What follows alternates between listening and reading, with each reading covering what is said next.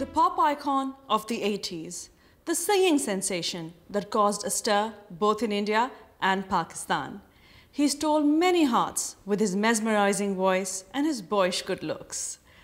Our guest today is the other half of the dynamic duo, Sadia and Zoheb. Welcome to our show, Zoheb Hassan. Thank you. Love to be here. It's great. Now, Zoheb, you were officially the first Pakistani... I don't like that word. Officially, I don't like. That's a scary word. Can you rephrase that? No, but let me finish first. Okay, okay. You were officially the first Pakistani You're scaring me when you point the finger at me. Okay, yeah, okay. Okay, no I'm just fingers, kidding no around. I will pull your leg. Okay, no, don't worry about it. Okay. So you were the first Pakistani heartthrob. Okay. Girls were love struck. Were they? You know they were. Oh, okay. Must have felt great. All right, okay. No, I was here because I didn't live in Pakistan. I lived in London. So we used to get these telexes and faxes and, you know, saying that, you know, the records have been big hits over there and you're such a big star. But it never sort of, you know, it never struck home, you know, because we were so far away. But you never visited? We went, you know, after a long time, but that was much later. And when we went down, naturally, of course, when we saw it, it was amazing. Yeah. But I mean, I remember when we went to Mumbai airport, there was like 40,000 people waiting there for Sadia and me. We felt like the Beatles, you know, going back. But it was amazing. I mean, what we experienced, because we were just going to school. There was a Sadia and Zoheb Hassan hysteria. I was in Pakistan then, trust me. Girls were going crazy about you. Really? And most of them wanted to marry you. Oh my God. You were aware of that, Zoheb? Well, I had a few fan mails. You were the boy who looked cool grooving with his sister. You knew exactly how to tuck your shirt in and make it look like an accident. You were ever so cool, and I think I can say I can speak on behalf of the girls in Pakistan in that era, that nobody really wanted you to grow up. Did you want to grow up? Actually, it's really funny because it's been so many years now since we started. When I go out and when people see me in Pakistan, they say, "Are you Zoheb Hassan?" And I just say, "Yeah, I am." You become much older. You look so different now. And I say, oh, "Well, it's been a couple of decades, you know." But you know, people have that you know, preconceived kind of idea in their head. I mean, it's an image, and they have that image in their heads. But you did look and it like stays a very there. pretty and, boy. Did you say used to be? Now you've grown into a handsome man. Okay, thank you. But when you started, you were a pretty boy. Yeah, I was very young. I was 12 and a half, 13 when I started, and you know, it was nice. But you know, I tell you one thing. At the end of the day, I just feel that as an artist or as a musician or whatever, if you start believing, you know, the public image that you have, you know, sometimes it can be very fatal, because you know, when you go down, the fall it's a very, very, you know, fall to reality, you know, that kind of situation. And I think, you know, we've been very lucky, you know. Well, Sadia's not here anymore with me, but I think I've been very lucky that we had very kind of grounded parents, and they kept us grounded also. And they kept on telling us, look, you must know who you are. At the end of the day, you know, you must know your identity, your roots, and don't start believing, you know, your public persona too much. If you start believing in that, then it could play havoc in your life, you know, later on when you're not. But you can get that now. But as a teenager, did you get it? Because at that point, you must have looked in the mirror and say, "Hey, I'm a stud muffin." No, I never did that. Really? Oh, never. Because you know, that's one thing. You know, it's so strange. So you never thought you were a stud? No, I don't think I'm a stud. I never was. I don't think I'm just a normal person. And it's just that I was doing a job just like, no, I was doing a job like anybody else. I was doing concerts. Yes, I mean, the reaction was great. You know, when I used to tour, I remember when we went with Amitabh and Zeenat Aman and Parveen Babi, we did like 30 shows around America. And Amitabh was on the first... How was your experience amazing. working with Parveen Babi and Zeenat Aman? The amazing experience working with Amitabh, you know. He said to me, he said, you know, he was very supportive, and he was backstage and he was sitting on the side, and he said to me, he said, "Zoheb, go get them, you know, do a good job. And I was so tense. I just didn't know what to do, you know. And there were like 25,000 people in Toronto Maple Leaf Stadium. And I was petrified. And that was like my first performance after Star, the film. Yes. And so I went on, and you see, you must understand, we were just school kids. We just, we were launched into this big That's what I'm trying phenomenon. to figure out, that because you were school kids, how did you handle that kind of stardom? I mean, if that, when you were that young, to be, you know, working alongside Amitabh Bachchan, and to be working, you know, to have Parveen Bobby and Zeenat Aman, who are like icons. Yeah. And how were you overwhelmed at any point? Oh yeah, completely overwhelmed all the time. Because I remember Parveen Bobby, I was a great fan of. I saw on the Newsweek cover also, and I said, "Wow, was she seriously as she was amazing beautiful. as she came She's on?" beautiful, okay. And I was like a kid, you know. Yeah. And I thought if I go up to her, she'll say, "Okay, you know, just move aside." Yeah. So I went up to her and I said, you know, Nazi actually said to her, she said, "Come here, Zoheb, don't be shy." And I said, "Actually, I'm a really big fan of yours." And so I said, "You know, my name is Zoheb, and I'm doing the show also with my sister." So she said, "Of course I know who you are, Zoheb." And she said, "I love the film Star." Oh. And I said, "You actually know who I am? That's amazing." And you know, it's like, it was like I said, it was a thrill for us. I mean, we were just school kids. But when did your interest first develop in music? Well, Prior to Nazia? you know, I was never interested in music. I hated music. Do you know that? Yeah, I did read that. I never liked music.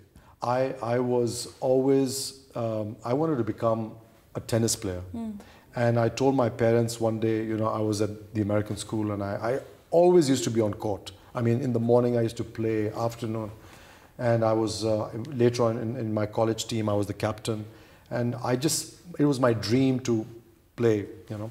And so I told my parents, I said, "Mom, Dad, I need to talk to you. It's very serious." And they said, "Uh-oh, you know, he wants to talk seriously with us. This is trouble." And I said, "You know, I want to play tennis professionally, and I want to go to Newcomb. There used to be a Newcomb tennis camp in America, and I said, I want to join that. I want to leave school, and I want to go there." And my father just looked at me like, "Are you nuts?" And he said, "Hang on here, dude." Yeah, I mean, he didn't say dude, you know him. Yeah, no. So he said, "Zoheb, this is not on. You can't do that. You know, you're from a business family. You have to do your business. You have to help me, and you can't do." So it was like the typical thing. And then by default, you know, my mother said, "Look, you know, go for this program, because do something else besides your studies, you know, maybe you might like it, you know." So they used to send me to this children's program. I used to watch that program actually. Yeah? Sang Sang Chale, yeah. And they used to make me sit there because I was a fat, chubby white kid. You were never chubby. I was. I saw your pictures when you were a kid. No. I was you really were quite chubby. Cute. And they used to put me on the front row. Yeah. And they used to pan the camera in such a way that, and they, as soon as the camera used to come, they used to say, "Sing, sing." Because I never used to say, I used to sit there, you know, just looking at the sky, you know. Yeah. So, you know, like 1 day, 2 days, 3 months, 4 months, I kept on doing this. And slowly I started to like the music, you know. Because you hear something all the time. It's like the radio, they play crap on, sorry, can I say that word? Yes, you can. This is Achievers. They play crap on Capital Radio and XYZ and all these other FM channels, and they play it so much that you, at the end of the day, you're whistling the tune. Yeah. And so I kept on hearing the music again and again, and I started to like it. And I started singing. But you started your career with Nazia, and her first opportunity came across when she sang for the movie Qurbani, and she sang Aap Jaisa Koi Meri. Now, how did that opportunity come along? It was like an Indian film. Okay. For an Indian film. My mother and father had gone somewhere for dinner. They'd met Zeenat Aman. I'll give you the brief, okay? Mom, Dad go to party, meet Zeenat Aman, Feroz Khan. Yes. They say, "Children, sing. Would you like to hear them?" They said no. no, actually, Zeenat Aman said, yeah, okay. I love your Feroz parents Khan, for saying children sing. yeah, I'm trying to make it as brief Yeah, for the go on, go audience. on, go on, go on. So, cut to the chase. Yes, okay. yes. So they said, well, Feroz Khan was like, no, I don't want to hear children sing. Zeenat Aman said, oh yeah, Muniza, I'd love to hear them sing. So the next time we called them over to dinner, and then you know that then they asked us, can you sing something? So I could not really sing because my voice was cracking. Yes. And I was like 13 or something, and my voice was going all funny. Puberty. And so I was doing the backing vocals for Nazia. And Nazia, when she sang, Feroz Khan was for a moment not interested at all in Nazia. All of a sudden, he turns around and says, this is it. This is it. This is what I want. And so we just looked, and he said, this is what I want for my film. This is what was missing in Kurbani. That's what was missing, her voice. And we just looked at each other, and we looked at our mother and father. They looked at us. We all looked at Zeenat Aman, and it was we were all staring at each other. And the guy, he said, tomorrow you people are coming to the studio, and she's singing my song. So it was luck, chance, accident. Yeah, but it wasn't that easy, okay? Then it continues on. Then what happened, when we went to the studio, Bidu, the music director, the music producer, he was mega. I mean, at that time, even at that time, Kung Fu Fighting, Tina Charles, this, that, whatever. And we went into the studio, two bratty little kids.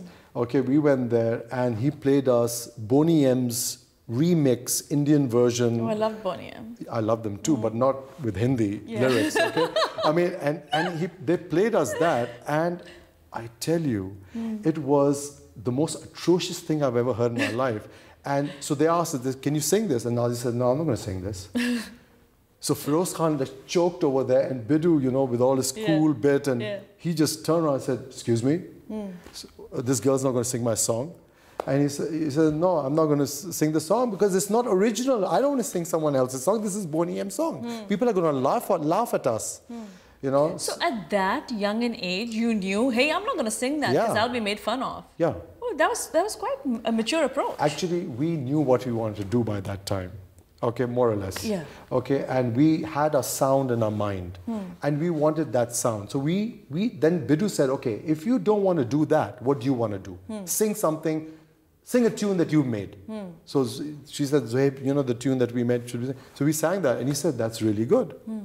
And have you got more? I said, yeah, I've got tons more. And I played him like 8-10 tracks. I played him Tere Kadmo Ko, Chumunga. I don't know whether you've heard that. Of course, Tere. I played him Chehra, Zara Chehra to Dikhao. But listen, hang on. How old were you then? I was 13 and a half, going on 14. At 13, how did you have Chehra? Yeah. Like you had the tune for Chehra? Yeah. Are you kidding me? Yeah, I was. I honestly did not know that. Yeah, Chehra was amazing. Yeah, I know. And like you just sat and played with your guitar. Yeah, I still find that song very boring. I always song because people used to laugh at me. You know, I had some musicians. So you produced music. I tell you, you know, I had the opportunity to work with some of the best musicians in the world. Zoheb, we'll have to go for a short break. See you soon.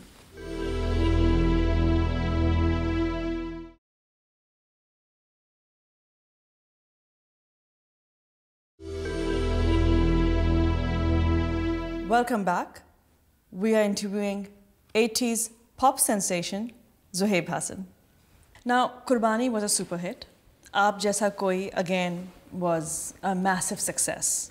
This must have completely changed your life. Were you and Nazia prepared for the stardom that hit you guys? No.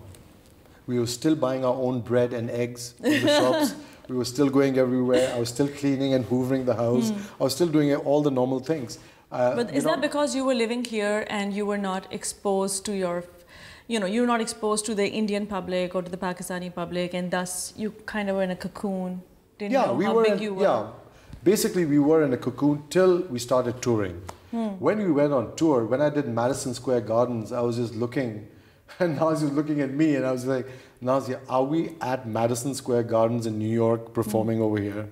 And she said, yeah, we are. And it was the most amazing thing in the world. And you have to thank God for that, because it's not really up to you. It just happens. I mean, and when we did that, when they said, now we have Amitabh Bachchan coming, and it was like, roar and people went crazy and 20, 30,000 people, you know, you could just hear them screaming on top of it. And then I said to Nazia, I said, now they're going to call our name and what's going to happen is going to be a contrast. I mean, Amitabh Bachchan and then Nazia and Zoheb from small town Wimbledon coming down and, you know, doing their thing. And, you know, he said, Ab aa rahe hain, wo, there used to be radio mein something Siani, and Amin Siani or something. And he announced, Ab aa rahe hain, Nazia or Kurbani or Disco Devane or whatever, the intro. And Ab aa rahe Nazia and Zoheb. When they said that, you know, I swear we could not hear ourselves talk or sing. It was the biggest scream that I've ever heard in my life. You know, it was deafening. Oh, wow. That when we went on, people got up onto their seats in Madison Square Gardens and they started screaming and clapping and girls were screaming and women were fainting and I mean, oh my God. You know, Disco It's a Devane. proper rock star moment. It was, I mean, we had never seen anything like that. I think it wasn't an Asian thing, you know, it was a very Western kind of thing.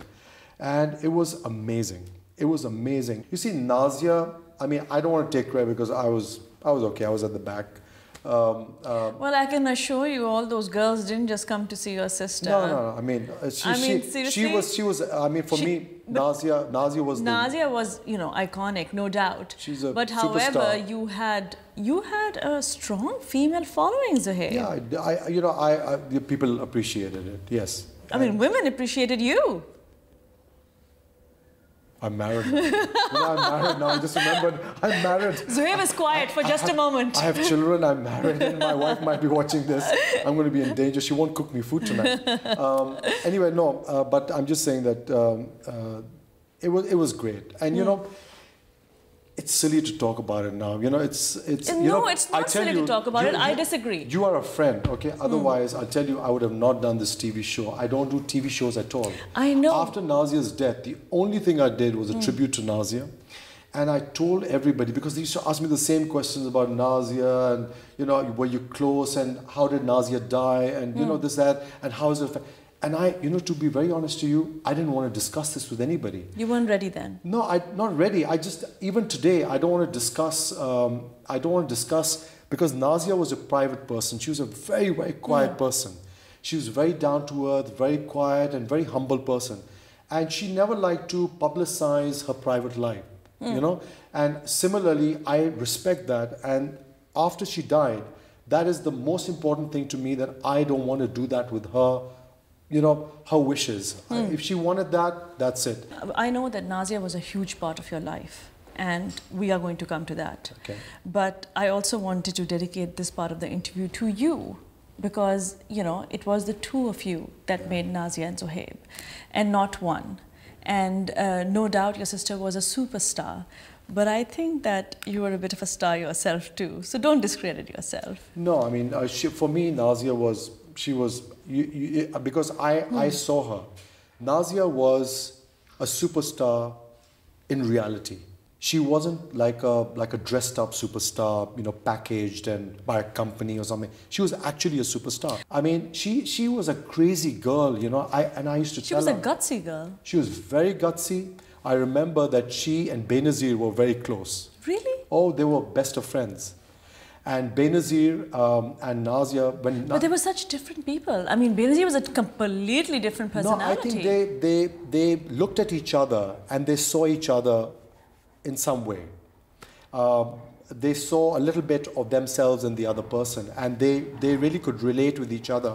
You know, Nazia and Benazir were so close that when Nazia was ill, she was getting her chemotherapy done, she came and sat by her bedside for hours and hours and they talked. Do you think that they were tortured souls, both of them? I think they were. And I think they saw, you know, like people have a certain image of people, you know? Like they feel that, oh, if you are a comedian, you're all the time happy, making jokes, you know, that's you in real life.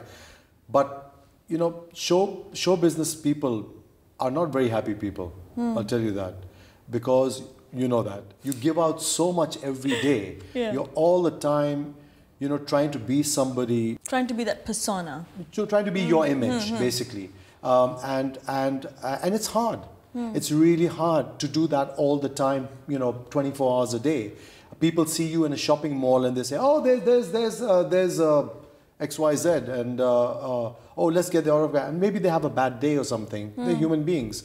And so I think, Nazia and Benazir, they had a lot of pressure on them to be somebody like that. I mean, it's a very kind of pressured position, and I think they got on very well because of that, because they could see that in each other. Do you think it's because they both were unhappily married? Could be. Because Benazir was quite unhappy. Yeah. I think that could be it. And I think the limelight, the fame, the isolation you feel with the fame, compounded with, of course, the bad marriage. They're both very empowered women. Very empowered women. They are high achievers to the extreme. But there was a difference. Benazir's empowerment was more in your face. Yeah. Nazia's wasn't. Nazia's wasn't. Nazia was like a gentle soul. She was empowered, but I don't know how to describe it to you. From the outside, looking in, she seemed, I don't know, just there was something very serene about her. Yeah, she was very subtle. I mean, she was very, she was very quiet, kind of reserved kind of person, And Benazir was also, I mean, she wasn't very talkative, unless she was making a speech or talking. But Benazir was a very nice person also. I mean, she was one person who I would have loved to interview, but unfortunately. She came to my wedding. Achha. Oh yeah, she came to my wedding. She was very busy that day. And Nazia called her. She said, Bibi, I really want you to come. It's Zoheb's wedding. She said, sweetheart, I cannot come for the wedding, but I'll come for the dholki today. And she came to the dholki, and you know that guy, Begum Nawazish guy? Of course, Begum Nawazish Ali. So we introduced him there. That's where he did his first thing on Benazir, to Benazir. Oh, wow. And that's how he got his break. Oh, fantastic. Yeah. And even Adnan Sami Khan, I helped introduce him also. We were doing a show in Dubai, in Abu Dhabi actually, at the marina. And my musician, he knew him. So he said, I've got this guy who plays keyboards. Can you? So I said, yeah, sure, he's Pakistani. Can you? I said, sure, call him over. And he came and he played me all these tunes and in English. But Zoheb, you opened the doors not just for Adnan or Begum Nawazish Ali. You opened the door for you. There was a pop revolution after Nazia and Zoheb. Vital Signs were there because of you guys. Vital Signs, Jupiters. I don't think they were there because of us. But yes, I mean... You opened the door. Zoheb, you can't be humble about it. You changed the way music was perceived in India and Pakistan.